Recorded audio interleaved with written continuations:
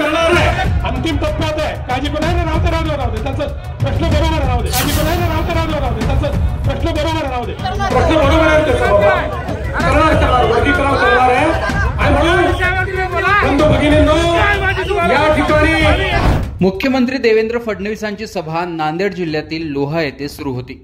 लोहा व कंधार नगर परिषद निवडणुकीतील भाजप उमेदवारांच्या प्रचारार्थ फडणवीस भाषण करत असताना समोर गोंधळ सुरू झाला. काही उपस्थितांनी एससी आरक्षणातील उपवर्गीकरणाचा विषय काढला आणि थेट फडणवीसांना प्रश्न विचारला. त्यावर फडणवीसांनी भाषण थांबवत काय उत्तर दिलं ते पहा. बंधू भगिनींनो, आम्ही केवळ बोलबच्चन देणारे बोलणारे लोक नाही आहोत. आम्ही जे बोलतो ते करून दाखवणारे लोक आहोत. आपण बघा, मागच्या काळामध्ये ज्यावेळी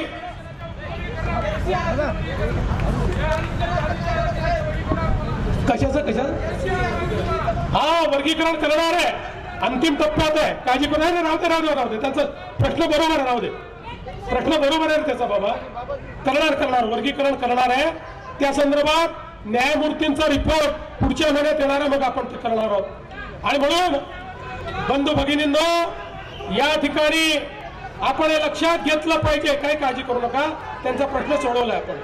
बंधू भगिनींनो, आपण हे लक्षात ठेवा की या ठिकाणी या निवडणुकीच्या माध्यमातून जी आश्वासनं आम्ही देतो ती आश्वासनं आम्ही पूर्ण करणारी लोक. तर आरक्षणातील वर्गीकरणाबाबत फडणवीसांनी उत्तर देताना ते करणार असं सांगितलं. पोलिसांकडून त्या उपस्थितांना थांबवलं जात असताना त्याचा प्रश्न बरोबर आहे म्हणत पोलिसांनाही फडणवीसांनी मागे हटण्यास सांगितलं. या संदर्भात न्यायमूर्तींचा रिपोर्ट हा पुढच्या महिन्यात येणार असून वर्गीकरण लवकरच करू असा शब्द फडणवीसांनी दिला. एससी आरक्षणात उपवर्गीकरणाची चर्चा अनेक वर्षांपासून सुरू आहे.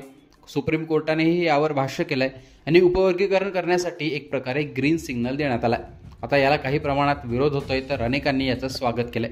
आता पुढे यात काय काय घडतं, उपवर्गीकरण केलं जातं का, त्याला विरोध होतो की नाही, त्यावरून राजकारण रंगतं ते पाहणं महत्त्वाचं असणार आहे. पण उपवर्गीकरण हा एक महत्त्वाचा मुद्दा येत्या काळात ठरू शकतो हे मात्र नक्की. एकूणच ही घडलेली घटना आणि एससी आरक्षणात उपवर्गीकरण याविषयी तुमचं मत कमेंट बॉक्समध्ये सांगा.